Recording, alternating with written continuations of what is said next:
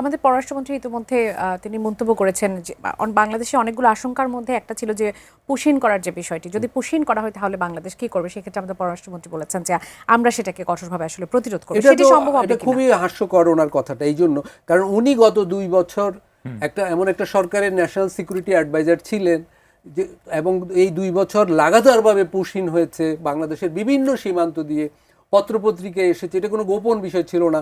ওনার সরকার সামান্যতম কিছু করেনি, প্রতিবাদও জানায়নি, এই পুশিন বন্ধে কোনো ভূমিকা রাখেনি।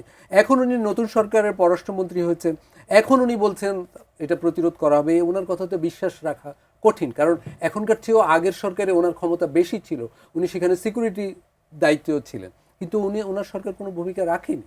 ফলে আমার মনে হয় যে বিএনপি সরকারের উচিত এটা সংসদে আলাপ আলোচনা করা এবং বিরোধী দলকে নিয়েই এই নতুন পরিস্থিতি, যেটা আসাম, ত্রিপুরা, পশ্চিমবঙ্গ, চারদিক থেকে, এবং মেঘালয়ে কিন্তু বিজেপি জোট সরকার, ফলে এই চারদিক থেকে যে বাংলাদেশের সামনে যে বিপদের শঙ্কা, আমি বলছি না বিপদ ঘটবে, কিন্তু বিপদের যে শঙ্কা আছে, এটা বাংলাদেশের কিন্তু সতর্কতার সাথে মোকাবেলা